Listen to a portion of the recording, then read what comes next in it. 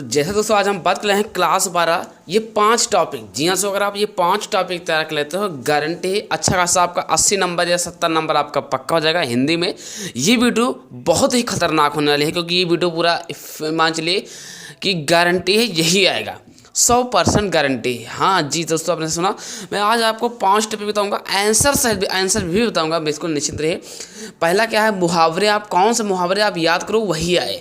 मैं आपको मुहावरे भी बताऊंगा, ठीक, लोकतियाँ भी बताऊंगा, संधि विच्छेद बताऊंगा। देखो संधि विच्छेद आपको किताब में बहुत मिल जाएंगे मेरे भाई, क्वेश्चन में आपको बहुत मिल जाएंगे, लेकिन मैं उस कौन सा याद करें जो ज़्यादा जरूरी है, किस पर ज़्यादा फोकस करें वो बताऊँगा। विभक्ति और वचन इसको भी बताऊँगा। शब्द युग्म कौन है, कौन ज़्यादा शब्द युग्म इंपॉर्टेंट है उसको बताऊंगा। अनेकार्थी शब्द, ऐसे शब्द बताइए जो अनेकार्थी शब्द हो, मतलब इंपॉर्टेंट बताऊंगा, कम से कम 30 40। देखो तो यार, रस किसे कहते हैं, इस रस का जो है ना, कौन सा करुण रस, हास रस, कौन सा रस याद करें वो भी आंसर सही बताऊंगा। अलंकार बताऊंगा आपको, कौन सा अलंकार, अनुप्रास अलंकार है ना, सो कौन सा अलंकार हमें याद करें जो ज़्यादा जरूरी है उसको आंसर सही बताऊंगा मेरे भाई, बिल्कुल निश्चित रहिए। ठीक, छंद दोहा जो भी है आपको बताऊंगा। फिर पत्र लेखन भी बताऊंगा, लिखना। पत्र लेखन, कौन सा पत्र लेखन आप तैयार किए वही आए, 10 नंबर का यही है। पत्र लेखन आपका 10 नंबर में आता है। निबंध लेखन कौन सा तैयार करें, मतलब देखो किताब क्वेश्चन बैंक में तो बहुत हैं, बट कौन सा तैयार करें ये क्वेश्चन दिमाग में उठ जाता है। ठीक, आज के इस वीडियो में आपको आंसर सहित मिलने वाले है भाई, तो बिल्कुल निश्चिंत रहो। अगर आपने वीडियो क्लिक कर दिया है तो वीडियो को प्लीज़ अंत तक देखना, क्योंकि ये वीडियो कुछ अलग होने वाली है, मतलब आंसर सहित मिलेगा ये पाँचों टॉपिक पर। चलिए अब बात करते हैं मुहावरा। टॉपिक जो है मुहावरे में देखिए कम से कम 10 या 15 मुहावरे बताऊंगा, जो बताऊंगा वही आएगा। जी हाँ दोस्तों, पहला मुहावरा क्या है, अंधे की लाठी। देखिए ये काफ़ी इंपॉर्टेंट है, मैं पहले बताना चाहूँगा। ये ईमान चलिए इस बार निश्चित आने के चांसेस 90% से ज़्यादा है कि अंधे की लाठी। आंसर क्या लिखना है आपको, एक मास सहारा, इतना लिखना है। फिर क्या लिखना है कि देखो इसे रटा नहीं जाता है, इसको तरीका के साथ लिखा जाता है, ट्रिक के साथ। तो क्या लिखना है, देखो क्वेश्चन आएगा अंधे की लाठी का मुहावरा लिखिए, है ना। 4 क्वेश्चन आएगा, बोलेगा कि उसमें कम से कम 2 लिखिए, है ना, और कम से कम 3-4 नंबर का अच्छा खासा नंबर बनेगा, है ना। यही तो कहते हैं कि फोकट का नंबर, तो बहुत आसान। तो अंधे की लाठी का लिखा है तो समझ जाओ कि भैया अंधे मतलब एक ही चीज़ है, तो एक मास सहारा, है ना। कमल अपने माता पिता, वृद्ध मतलब बूढ़े, कमल अपने बूढ़े माता पिता के लिए अंधे की लाठी है, मतलब एक ही सहारा। जैसे कोई भी पिता के एक लड़का होता है तो कहा नहीं भैया अंधे की लाठी हमारा एक के सहारा है, तो वही तरीका समझ लो कि कमल के नाम का कोई व्यक्ति है, या मान लिया रोहित अपने माता पिता का अंधे की लाठी है, मतलब एक मास सहारा है। तो ये तरीका था।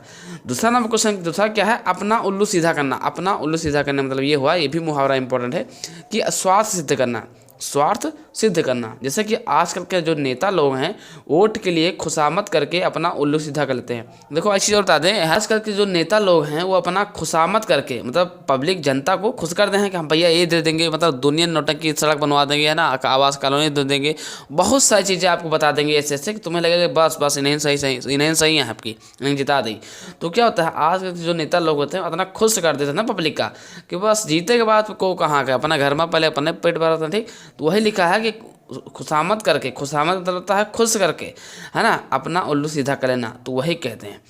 ठीक, तो ये चीज़ें आपको पता होना चाहिए, है ना। वही कहते हैं कि चुनाव में किए गए वादे, है ना, चुनाव में किए गए वादे और प्रेम में किए गए वादे दोनों अक्सर झूठ होते हैं, बिल्कुल इसमें एकदम कोई दो राय नहीं है।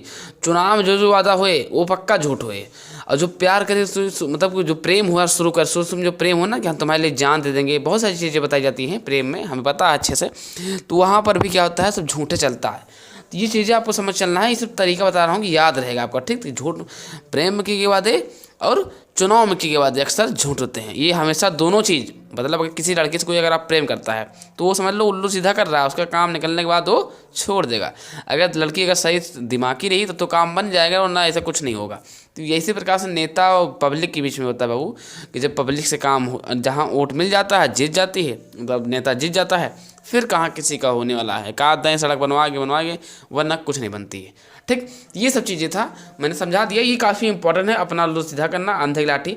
मैं बार बार कहता हूँ, जो बता रहा हूँ बस इतना ही तैयार करना है मुहावरा, और कुछ नहीं, और तैयार कर लो तो अच्छी बात है। चलिए अब तीसरा नंबर क्या है कि आंखों का तारा होना। जी हाँ दोस्तों, वेरी मोस्ट इंपॉर्टेंट क्वेश्चन है, आंखों का तारा होना। इसको फिर क्या लिखना है, अत्यंत प्रिय होना, अत्यंत प्रिय होना। फिर क्या लिखा है, राम कौशल्या की आंखों के तारे थे, या तारे हैं, है का मतलब है कि अभी हैं, तो अभी तो मौके पे तो हैं लेकिन थे लिख देना। ठीक, राम कौशल्या की आंखों के तारे थे, आंखों का तारा होना तो अत्यंत प्रिय होना। चलिए अब बात करता हूँ चौथा नंबर क्वेश्चन क्या है। लिखा है अंगूठा दिखाना। अंगूठा दिखाने मतलब होता है स्पष्ट मना करना, मतलब साफ साफ मना कर देना। जब ये क्वेश्चन जब हम पेपर देंगे थे, जब 3-4 साल पहले की बात है, तब ये क्वेश्चन आया था। अंगूठा दिखाना, अंगूठा दिखाने मतलब होता है स्पष्ट डायरेक्ट मना कर देना। ठीक, जैसे कि क्या हो जाएगा, इसको लिखना क्या पड़ेगा कि जब विकास ने उसका कार्य नहीं कर दिया था, तब तक वह उसे कुछ राशि देने का वायदा किया। मतलब जैसे कि विकास नाम का कोई बंदा है, मतलब कोई व्यक्ति है, उसको जब तक वह कार्य नहीं कर रहा था, जब तक उसे पैसा देने के लिए वादा कर रहा था, मतलब कुछ राशि देने का वादा करता रहा। काम होते ही उसने विकास को अंगूठा दिखा दिया। इसका मतलब यह हो, होते ही विकास को रुपया नहीं दिया।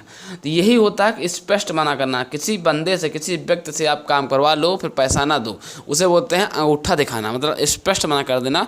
लेकिन आज के ज़माने में ऐसा बिल्कुल नहीं बाबू। कोई भी व्यक्ति से अगर आप काम करवाते हो, कोई भी लेबर लेकर आते हो, अपने द्वारा कोई भी काम करवाते हो, तो बिना पैसा ले नहीं जा सकता है।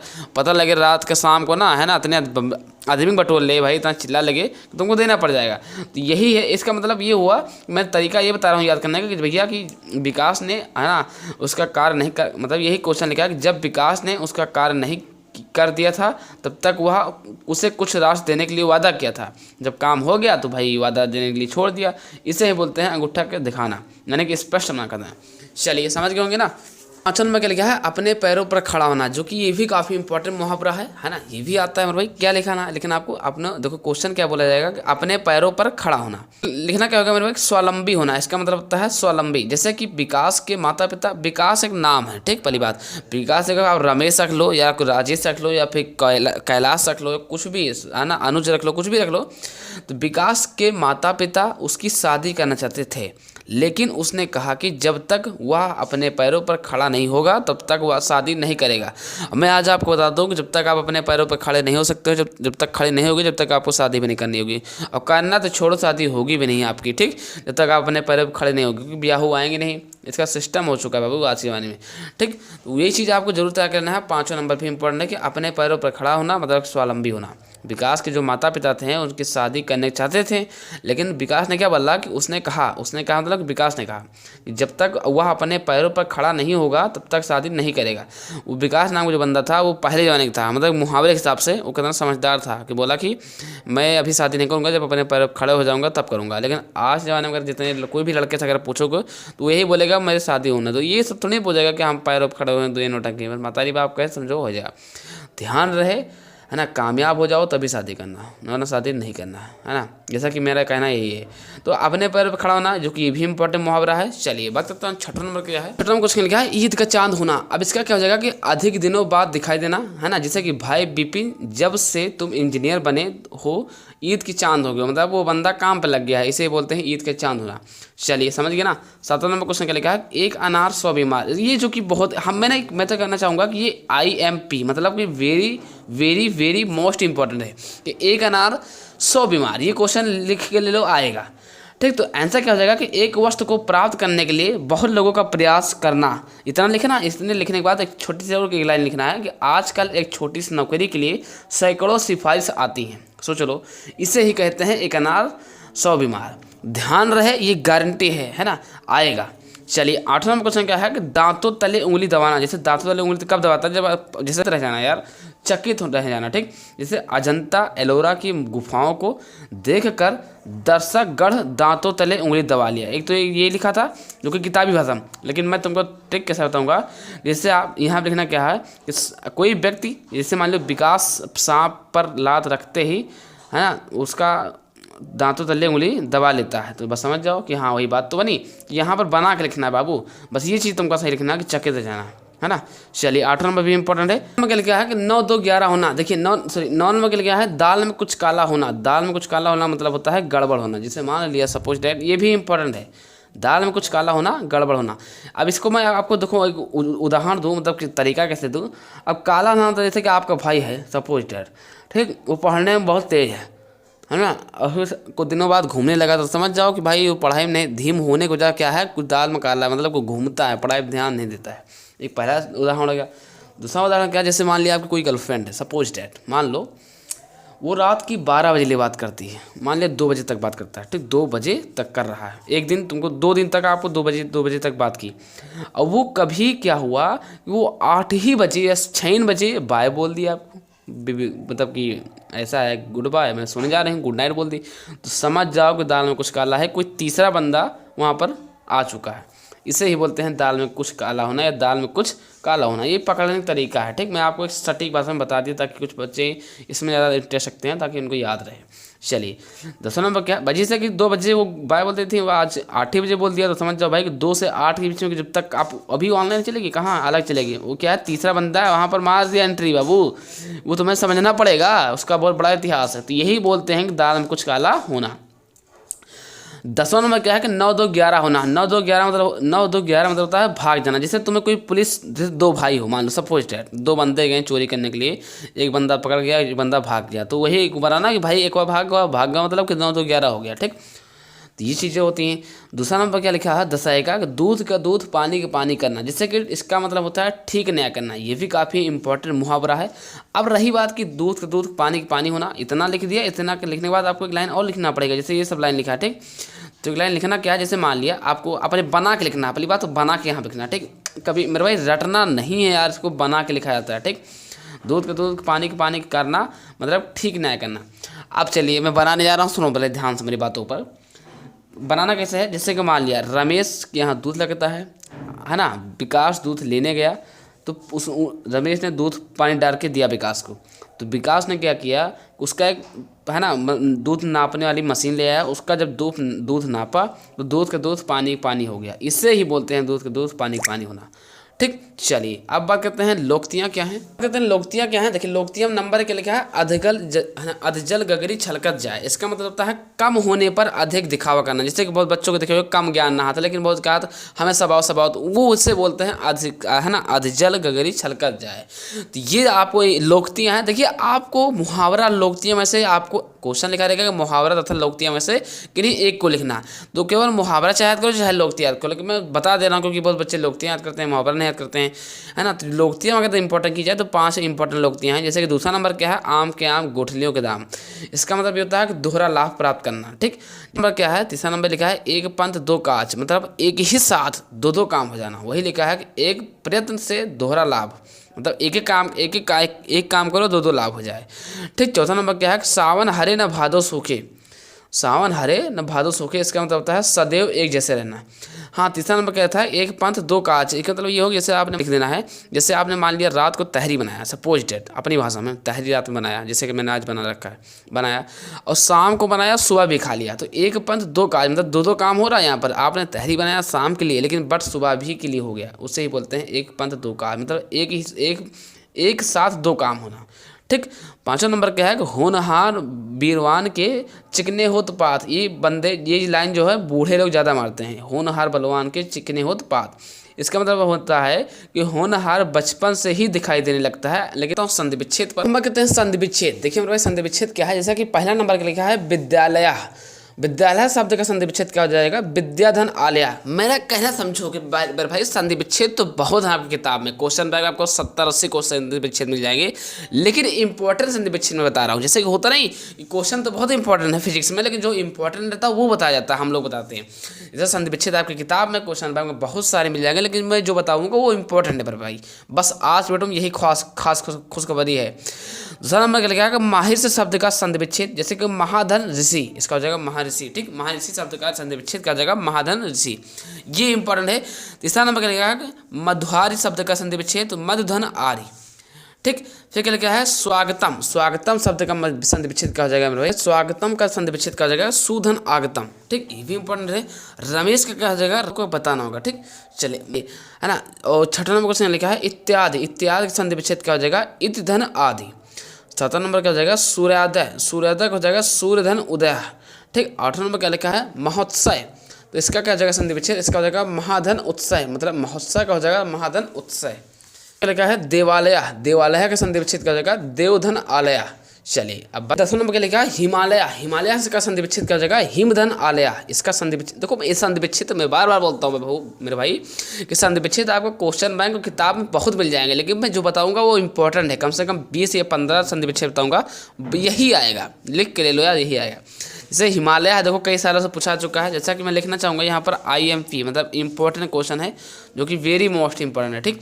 तो इसका आंसर क्या हो जाएगा, हिमधन आलया। 11वें नंबर क्या है कि पित्रादेशा, तो क्या हो जाएगा पित्रधन आदेशा, ठीक। 12वें नंबर क्या हो जाएगा विद्यार्थी, इसका क्या हो जाएगा विद्याधन अर्थी, मतलब ये भी इंपॉर्टेंट है, ठीक। पुस्तकालय, इसका क्या हो जाएगा संधि विच्छेद पुस्तक धन आलय।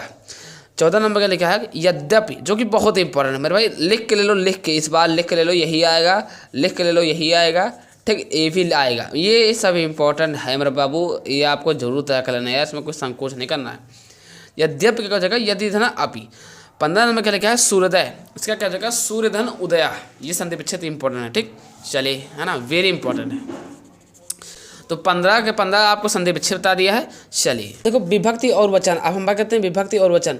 तो विभक्ति और वचन में आपको देखो मतलब करने से इसमें ट्रिक कुछ यूज करना है।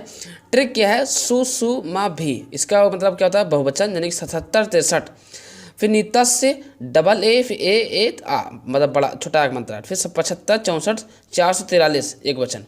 अब ये है क्या, ये ट्रिक है बाबू। अब ट्रिक कैसे काम करेगी अभी दिखाता हूँ। जैसे पहले नंबर क्या लिखा है आत्माभ्य, तो देखो इसमें सबसे लास्ट में, सबसे लास्ट के अक्षर में क्या लिखा है भी।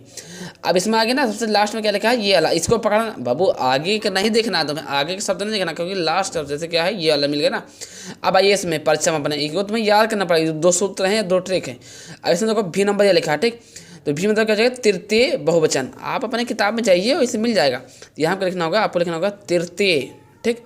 तृतीय और कौन सा था मेरे भाई बहुवचन था, तो यहाँ लिखना क्या होगा बहुवचन। मैं गारंटी कहता हूँ बहुत मक्खन के तरीके से समझ में आ रहा होगा, ये गारंटी है, यही आएगा, ठीक। मैंने लिखा क्या है नामनमा, ठीक। ये वाला देखो, इसमें सबसे आखिर लास्ट का आखिरी का शब्द पकड़ना है। देखो माँ है ना, इसमें क्या है ये क्या लिखा है 6वां नंबर, यहाँ का लिखना होगा षष्ठी, क्या लिखना मेरे भाई षष्ठी, है ना, षष्ठी बहुवचन, ये भी आएगा। और ये भी बता दूँ कि आप अपने क्वेश्चन बैंक की किताब में जाइए और ये ट्रिक यूज कीजिए, ठीक। अब इसमें सबसे देखो लास्ट में क्या लिखा है ना, ये सुनना है, केवल ना लिखा है। इसमें क्या लिखा है ये वाला, दोनों क्या हो जाएगा तृतीय हो जाएगा, यहाँ पर क्या हो जाएगा तृतीय, ठीक है, क्या लगेगा तृतीय, है ना। अब इसमें ध्यान देना, इसमें क्या है तृतीय एक वचन, ये तृतीय ये वाला लाइन है ना, ये तृतीय एक वचन, यहाँ क्या हो जाएगा एक वचन।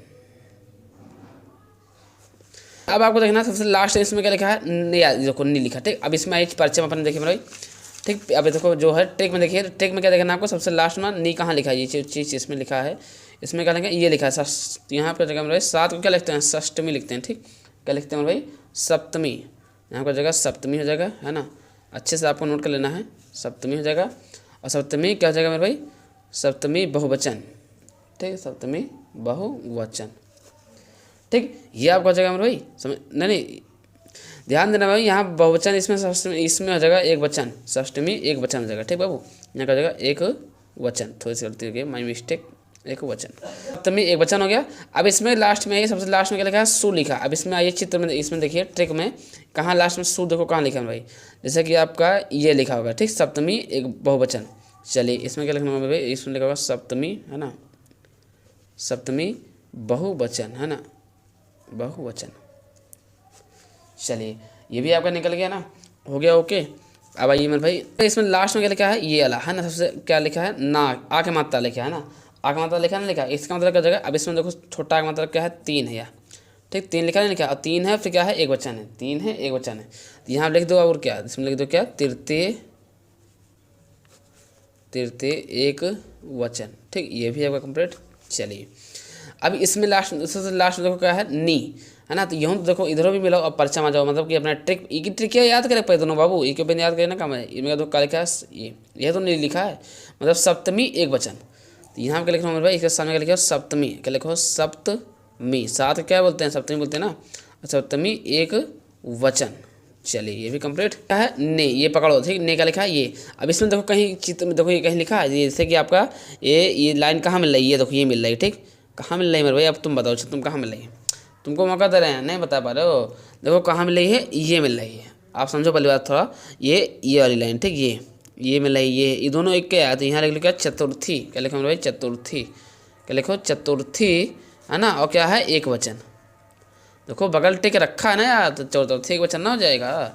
थोड़ा दिमाग यूज करो बाबू, ऐसे थोड़ी होता है, इंटर है।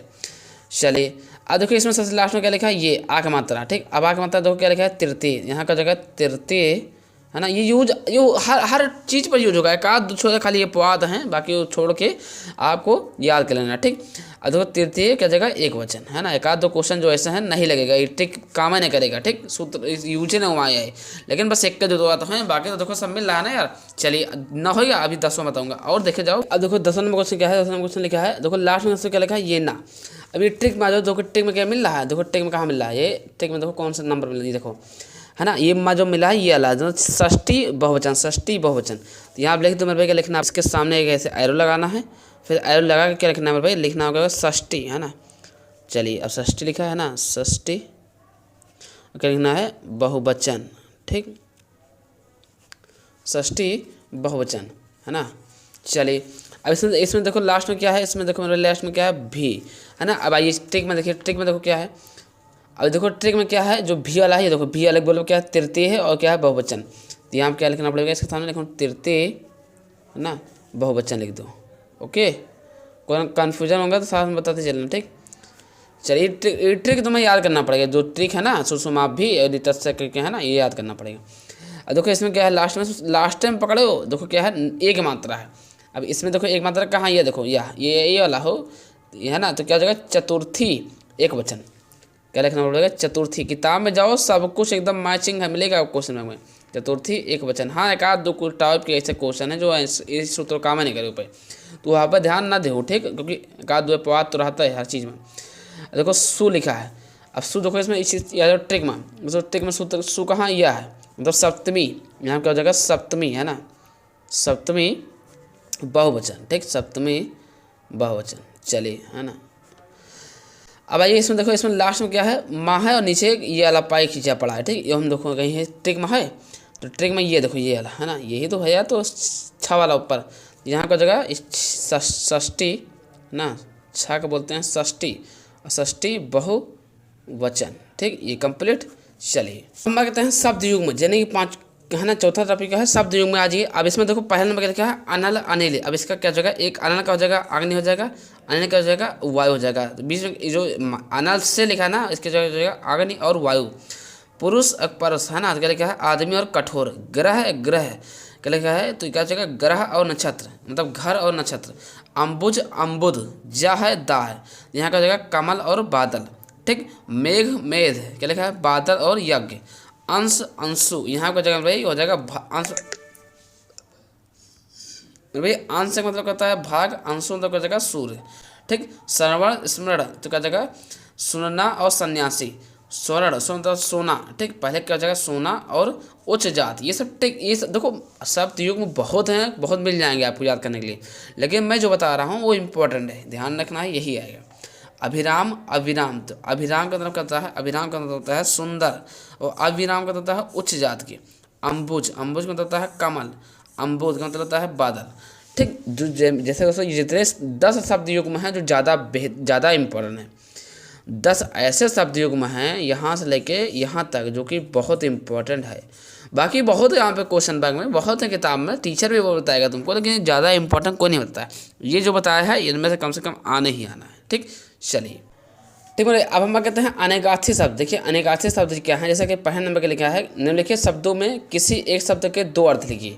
4 क्वेश्चन है, ऐसे में बोलेगा कि निम्नलिखित शब्दों में से किसी एक शब्द के 2 अर्थ लिखिए, मतलब एक शब्द रहेगा 2 अर्थ है। जैसे नंबर 1 क्या है अंबर, अंबर का मतलब क्या होता है आकाश होता है और वस्त्र होता है, 2 चीज़ होते हैं, है ना। अगर किताब में जाओगे तो बहुत चीज़ें लिखी रहेंगे।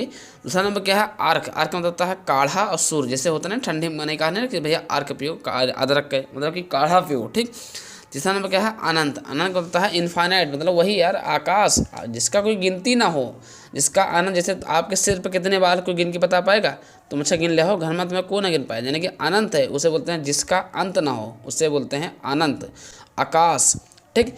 चलिए, और फिर चौथा नंबर क्या है, अनल। अनल का मतलब कहता है अग्नि। तीन की संख्या, किसकी, तीन। तीन संख्या जो बाण चलाए हैं तो राम भगवान चलाते थे, कोई भी जितने भी चलाते थे उसमें जो तीन होती है उनकी संख्या बोलते हैं अग्नि। अग्नि का मतलब क्या होता है मेरे भाई, आग। भोजन का पाचन करने वाला शक्ति, जो भोजन है आपका ना, जो पाचन करता है पेट के अंदर, उसे बोलते हैं अग्नि। वो अग्नि बहुत खतरनाक होती है, ठीक है। ठीक है, अब देखिए पतंग। छठा नंबर क्वेश्चन क्या है, पतंग का क्या होता है, जो है दो शब्द लिखना है। जैसे कि पहला शब्द क्या हो जाएगा, सूर्य और पक्षी। सूर्य हो जाएगा पक्षी, पतंग जो होता है सूर्य होता है पक्षी हो जाएगा, ठीक। सत्रह नंबर क्या है, नाग, जिसे बोलते हैं हाथी यानी कि नागेश्वर। एक हो जाएगा सर्प। सर्प मतलब होता है सांप। आठ नंबर क्या है, द्विज। द्विज का मतलब होता है ब्राह्मण पक्षी। और नौ नंबर क्या है, मित्र। मित्र को क्या बोलते हैं पता है, सूर्य भी बोलते हैं और सखा या दोस्त भी बोलते हैं, ठीक। जैसे दोस्त हम लोग बोलते हैं ना, दोस्त, सखा और सूर्य तो है ही। दूसरा नंबर क्वेश्चन क्या है, चपला। चपला ये वाला ज़्यादा इंपॉर्टेंट, चपला वाला कुछ ज़्यादा बहुत इंपॉर्टेंट है। 10 के 10 मैं बता रहा हूँ, अनेक ऐसे शब्द इनमें तैयार कर लेते हो तो गारंटी ही जरूर आएगा। जैसे लक्ष्मी और चंचल स्त्री। चलिए, तो अनेकार्थी शब्द भी आपका कंप्लीट। यहाँ से आपका 2-3 नंबर आपका पक्का हो जाएगा।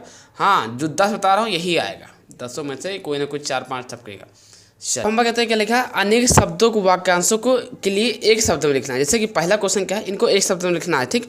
देखिए बहुत मिल जाएंगे आप क्वेश्चन में, लेकिन जो मैं बताऊंगा 10 या 12 ठो वो इंपॉर्टेंट रहेगा। जैसा पहला क्वेश्चन क्या है कि बहुत तेज वाला बुद्धि वाला, अब इसको एक शब्द में लिखना है। जैसे कोई बहुत तेज बुद्धि का, तो उसे क्या बोलते हैं, कुशाग्र। कुशाग्र बुद्धि, ठीक। कैसा बुद्धि बोलते हैं, उसे हम बोलते हैं कुशाग्र, है ना। बहुत तेज बुद्धि वाले मतलब व्यक्ति को क्या बोलते हैं, कुशाग्र बुद्धि, है ना। ध्यान रखो कि ये भी इंपॉर्टेंट है ना। ओके, ऐसे ही लिखना है। दूसरा नंबर क्या है, जिसे आर पार देखा जा सके। देखा ना जा सके नहीं है, देखा जा सकते। तो यहाँ क्या लिखना है, पारदर्शी, है ना। अब देखो कोई क्वेश्चन पूछ सकता है कि जिसे आर पार ना देखा जा सके। जैसे यहाँ पर लगा दी ना देखा जा सके, है ना, या ना देखा जा सके नहीं लगा दी, तो उसे क्या बोलते हैं, अपारदर्शी। लेकिन क्या लिखा है कि जिसे आर पार मतलब इधर से उधर देखा जा सके, उसे बोलते हैं पारदर्शी। ओके। अब तीसरा नंबर लिखा है, जिसके समान दूसरा ना हो। कोई ऐसा चीज़ बताइए जिसके समान दूसरा ना हो, तो क्या हो जाएगा पता है, अद्वितीय। उसे क्या बोलते हैं, एक शब्द में क्या बोलते हैं, अद्वितीय। इसमें बोला गया है कि इतने क्वेश्चन को एक शब्द में लिखो। एक शब्द मतलब कि एक ही चीज़, एक ऐसा क्वेश्चन लिखो जैसे एक के शब्द में निपट जाए। जैसे कि कम जानने वाला, एक शब्द में लिखो, तो कम जानने वाले क्या बोलते हैं पता है, अल्पज्ञ। जैसे कि क्या बोलते हैं, अल्पज्ञ, जो कम जानने वाला होता है।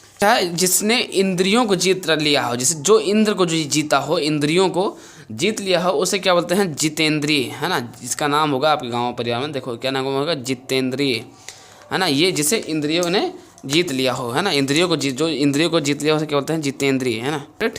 चलिए, अब जिसकी कल्पना ना की जा सके, जिसकी कल्पना ना की जा सके उसे क्या बोलते हैं, अकल्पनीय, है ना, अकल्पनीय। ये भी इंपॉर्टेंट है ना।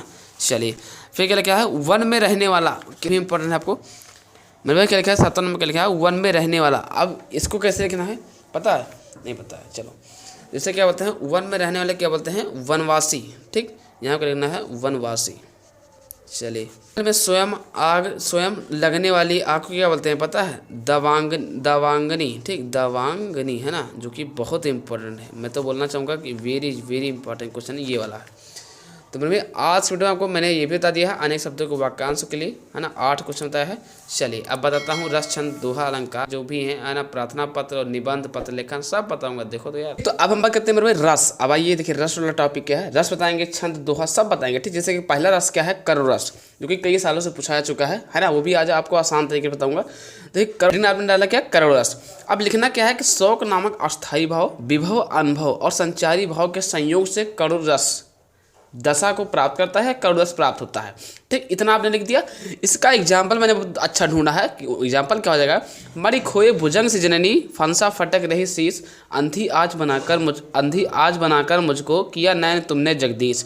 ये रहा करुण रस का परिभाषा। मतलब शौक नामक स्थायी भाव, विभव, अनुभव और संचारी भाव के संयोग से करुण रस की दशा प्राप्त होता है। एग्जाम्पल लिख देना है, मरी खोए भुजंग से जननी, फंसा फटक रही शीश, अंधी आज बनाकर मुझको किया नैन तुमने जगदीश।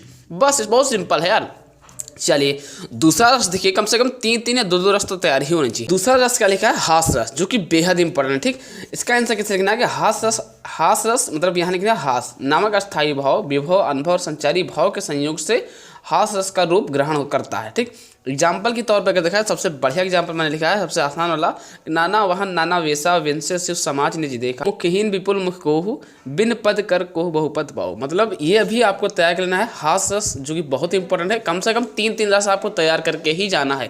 सोचो कि हम एक रस तैयार करने और जाएँ तो गड़बड़ी है भाई, कहो आए या ना आए, कम से कम 3 रस कंपलसरी तैयार होना चाहिए। उससे क्या होगा, कोई ना कोई हम कहते हैं मेरा वीर रस, हेडिंग डालना है वीर। मैंने क्या बोला कि 3 रस, कम से कम 3 रस, 3 अलंकार, 3 दोहा मतलब सोठा, है ना, ये 3 तैयार करके जाना ही पड़ेगा। क्योंकि सोचो अगर कि हम एक ही तैयार कर ले, जैसे कि हास रस तैयार करके जाएं पेपर देने, तो आप गड़बड़ी कर रहे हो। कम से कम 3 चीज़ें आपको तैयार होनी चाहिए, हास रस, करुण रस, वीर रस। और कहते हैं वीर रस क्या है, अब इसका जो है आपको परिभाषा देखिए, वो सटीक भाषा में क्या है कि उत्साह नामक अस्थायी भाव, विभव, अनुभव और संचारी भावों से जो प्रकट होता है वीर रस कहलाता है, या वीर रस की दशा को प्राप्त होता है, इसे हम वीर रस कहते हैं। इतना सिंपल लिख दिया मैंने भाई, ठीक।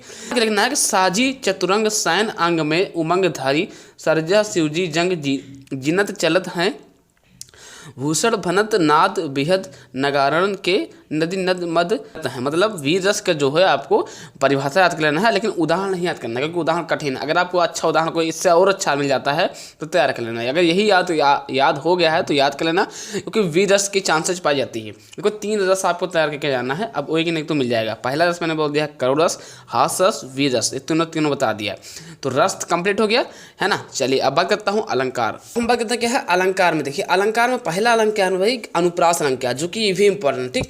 अब इसका आंसर क्या हो जाएगा, एक ही वर्ड की बार बार आवृत्ति होने पर अनुप्रास अलंकार कहता है, यह कहलाता है या होता है। इससे सटीक कहीं नहीं मिलेगा भाई, जाके आप कॉपी किताब वगैरह कहीं भी लिखे हो चेक कर लो, इससे आसान मिलेगा ही नहीं। अनुप्रास अलंकार आपने हेडिंग डाला, लिखना क्या है, एक ही वर्ड की मतलब एक ही शब्द की जो बार बार आवृत्ति होने पर अनुप्रास अलंकार होता है, कहलाता है। उदाहरण की बात की जाए तो कानन कठिन भयंकर भारी, अघोर धाम हिम वार ब्यारी, ये रहा अनुप्रास अलंकार, जो कि बेहद इंपॉर्टेंट है। मैंने बोला है कि 3 रस तैयार करके जाना है, 3 अलंकार तैयार करके जाना है। जैसे कि अनुप्रास अलंकार आपका कंप्लीट। अब हम बात करते हैं रूपक अलंकार। ठीक है, रूपक अलंकार का आपका तैयार करना क्या लिखना है, जहां उपमेय में उपमान की भेद रहित आरोप हो उसे रूपक अलंकार कहते हैं, ठीक। एग्जाम्पल की बात की जाए तो गिरा अनिल मुख पंकज रोकी, गिरा अनिल मुख पंकज रोकी, प्रकट न लाज निशा अवलोकी। बहुत इंपॉर्टेंट है, इतना समझ चलो, ये भी आएगा। इसके बाद अगर ये धोखा दे दिया तो भैया कम से कम उत्प्रेक्षा अलंकार तो मिलेगा ही। मतलब यही लेवल 3 इसलिए बोल रहा हूँ, 3 हथियार आपको लेके जाने हैं, कम से कम एक ना एक हथियार तो मिल ही जाएगा। अगर सोचो एक हथियार लेके जाए लड़ाई करने तो नहीं लड़ कर पाओगे, ठीक। जैसे कि आपको रूपक अलंकार तैयार कर लेना है, अनुप्रास अलंकार तैयार कर लेना है, उत्प्रेक्षा भी तैयार किया जाना है। आसान है यार, कोई कठिन तो है नहीं। देखो इतना तो पढ़ना ही पड़ेगा। करना क्या है, तीसरा नंबर क्या है, उत्प्रेक्षा अलंकार। अब इसमें लिखना क्या है, जहाँ उपमेय है ना, जिसके लिए उपमा दी जाती है, उपमेय जिसके लिए उपमा दी जाती है, में उपमान उपमेय की जिसके साथ तुलना की जाती है, कि संभावना की जाए, उपमेय में उपमान की संभावना की जाए, वह उत्प्रेक्षा अलंकार कहलाती है। उत्प्रेक्षा का मतलब होता है संभावना, ठीक। एग्जाम्पल की बात किया तो क्या लिखा है, सोहत और पितु पट श्याम सुलाने गात, है ना। मतलब जो एग्जाम्पल है आपको यही एग्जाम्पल याद करना है। इससे आसान अगर मिलता है तो और तैयार करना है। कम से कम 3 अलंकार आपको तैयार करके जाना है, रूपक अलंकार, तो उत्प्रेक्षा अलंकार और अनुप्रास अलंकार, ठीक। एक नहीं तो आने आना। चलिए छंद, कौन सा छंद है कि देखिए इस छंद वाले टॉपिक में क्या है, पहले नंबर का लिखा है दोहा। देखो दोहा आपको तैयार कैसे करना है, दोहा अर्थ सम्मात्रिक छंद है, इसमें 4 चरण होते हैं। इसके पहले और तीसरे चरण में 13 मात्राएं, मतलब विषम चरण में, ठीक, 13 मात्राएं, तथा दूसरे चौथे चरण में 11 मात्राएं होती हैं। इसे हम दोहा कहते हैं। एग्जाम्पल की बात की जाए तो मेरी भव बाधा हरो राधा नगरी सोई, जा तन की है ना झाई परे श्यामु हरि दुति आई होई। अब कहने के बाद तुम्हें जब ये उठ जाएगा सर इसके ऊपर मात्रा क्यों नहीं लिखना, आपने मात्रा क्यों लिखा। देखो मैं बताना चाहूँगा, अगर आप मात्रा आपको नहीं आता, अभी तक आपने नहीं सीख पाया, तो अब भी आपको रटने की जरूरत नहीं है। यही इतना लिख के आओ, यहाँ नंबर मिल जाए, बिल्कुल मिल जाता है बाबू, परेशान ना होइए। मात्रा सहित अगर लगाना आता अच्छे से तो वेरी गुड है, नहीं आता है तो गुड हो, तब भी पास हो जाओगे। यहाँ पर छंद में इतना मैटर नहीं करता है। ये तुम्हारा प्री बोर्ड एग्जाम तक खाली होता था बस। बाकी जब फाइनल एग्जाम होगा, जो बोर्ड में हो रहा है ना, जब उसमें होगा तो चाहे मात्रा लिखो चाहे मात्रा ना लिखो, उतना भी चेक नहीं किया जाता है। तो इसके लिए आप निश्चिंत रहिए, ठीक। कि मुझे मात्रा नहीं आता सर तो मैं क्या करूँ, तो ऐसा कुछ नहीं है। ओके, कहते हैं सोठा क्या है, सोठा अर्थ सम्मात्रिक छंद है, इसमें 4 चरण होते हैं। देखो भाई दोहा में भी अर्थ सम्मात्रिक छंद है, उसमें भी 4 चरण होते थे। और सोठा में लिखना है सोठा अर्थ सम्मात्रिक छंद है, इसमें 4 चरण होते हैं। इसके पहले और तीसरे चरण में 11 मात्राएं, इसके पहले और तीसरे चरण में 11 मात्राएं होती हैं, है ना। दूसरे या चौथे चरण में 13 मात्राएं होते हैं। यह दोहा का जो है बिल्कुल उल्टा, मतलब विपरीत होता है। बस इसके इसका उदाहरण चाहे लिखो चाहे लिखो, तो नहीं याद करके जाओ।